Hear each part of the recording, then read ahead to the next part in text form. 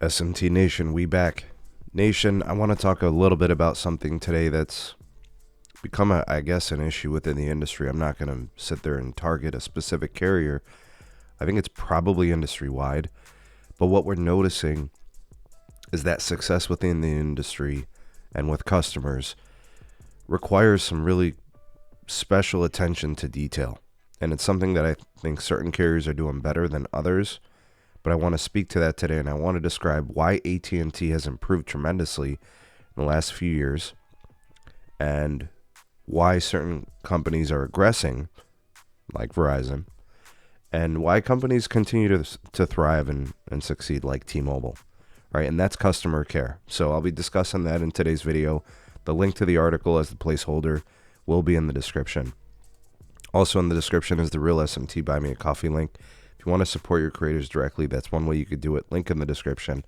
And if you're looking for a really good deal on wireless service, looking for a great value, and you really appreciate legendary customer care like what we're talking about in today's video, you'll get that from our wireless partner, Mint Mobile. The unique partner link will help you unlock savings, and you'll be helping out the channel in the process. All right, so the basis and the premise of this video is to highlight what T-Mobile has done for the last 10 years, which is build a very strong rapport with their customer base and with customers in the open marketplace. Like, how do they acquire customers? And if you look at their branding today, and I look a lot of the advertisements I see, the statement that you see on all the commercials is "it's better here." That's T-Mobile's thing. All right, so what makes it better at T-Mobile? Well, obviously the pricing is quite attractive. You get value in the plans and the structure and the perks and all those things. All right, that's what gets people to look. But what keeps customers is, and always has been, the customer care, the customer experience, and the customer relationship. The consumers that end up at T-Mobile always say the same thing. So long as the coverage and the network has been reliable for them, everything else they have in spades.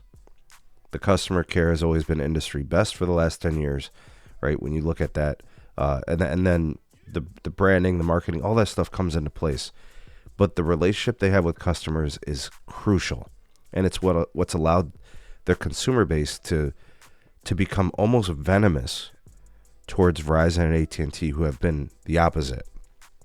So the disconnect here for AT&T, and it seems like that's going to be something that they pay a price for and moving forward, but something they've improved on, right? They've really kicked up their customer experience survey reports. People have really liked what AT&T has done with respect to improving that element, and now it looks like they may be moving in a different direction, sort of like what Verizon has, and kind of punting customer care and putting it on the back burner, maybe outsourcing more of their customer care. We know that AT&T is planning on laying off thousands additional employees.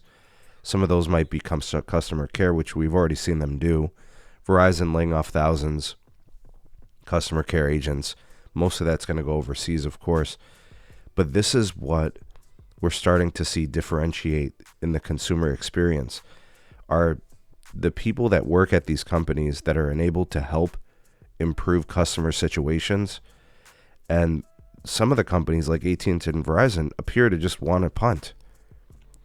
But that's the difference maker.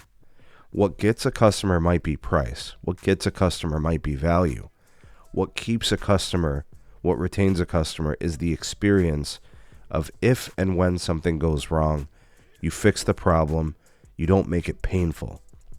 That appears to be the issue at companies like Verizon, and possibly moving forward worse for them is AT&T.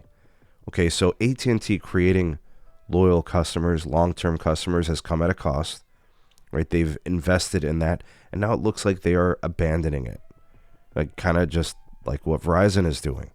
So when you only care about the bottom line, and when you do things like this, and I said this about Verizon, industry worst customer experience, industry worst customer care, that's going to also get worse. And AT&T looks to be doing something in the same direction. When you only care about profits in the short term, This is a short-term play. These are short-term solutions for problems like making investors happy and dealing with the pressure that comes with it. It's going to come at a cost. Satisfied and happy customers continue to pay their bills. Dissatisfied customers churn. I think what we're going to see is, with the abandonment to customer care, the lack of dedication to customer care, churn rates at Verizon and AT&T will regress a little bit. I think AT&T, which has enjoyed industry best churn for the last couple of years now, it's been very strong. The growth, all that has come with this focus, now they're going to regress. I think we're going to see their numbers spike a little bit. I'm not saying it's going to be 1.0, but I could see it going from first to second, and AT&T having industry best churn moving forward. So put Sneed on the board for this one. I think T-Mobile is going to have industry best churn quarter 2, 3, and 4. I think Verizon and AT&T will share second and third. Maybe go back and forth, whatever. We'll see. Both Verizon and AT&T are going to pull back the promotional spend, right? Giving people free phones and stuff like that. They're going to start to relax on that a little bit. We've already seen it. Expect more of that. And with Verizon's new structure to their plans, is that really going to do anything for customers? We have to see. Is AT&T going to change some of that? We have to wait and see. You know, T-Mobile changed plans. Now Verizon did. I think AT&T's next. There's a bit of a situation brewing right now in the industry. And I think what differentiates each company is their ability to attract customers to grow, keep customers, retain them through customer experience and value. We'll see how this plays out. But I have concerns for AT&T and Verizon. This creates opportunity for T-Mobile to continue to thrive in an industry where it's very competitive, especially with big cable, right? And I'll be honest with you, I don't like AT&T's chances competing with big cable. I think they pay the cost. It's going to hurt them the most. T-Mobile, I'm worried about the least. And of course, Verizon has the MVNO agreement with those companies. So if those customers churn to cable, Verizon still kind of retains them as they stay on their network. This is why I've said that I feel Verizon's slightly insulated from this, and maybe that's why they're comfortable letting the customer go and not caring too much. But the problem is they're losing profitability and they're hurting ARPU, which they always tell us that's all they care about is margins and revenues and EBITDA and all this. But they let customers go to reduce their profitability. Really makes no sense. I think Verizon is moving backwards in some respects. I think AT&T is going to probably lose some of the momentum that they've built and established because it costs them too much to do it. And I think they're going to start moving much more akin to what Verizon is doing. The last company to see move like Verizon, or I think, is probably going to be T-Mobile. When do they decide they want to start doing it? They've already raised pricing on plans. They've started to do some of the fees. How much of the uncarrierness is dissipated, right? We'll see. We'll see if more is coming. But so far, T-Mobile has kind of shown some dedication to customer care. Hopefully they retain that. But again, check out our partner, Mint Mobile, if you're looking for real customer care. They got it for you. Link in the description. Thanks for watching, folks. See you all in the next one.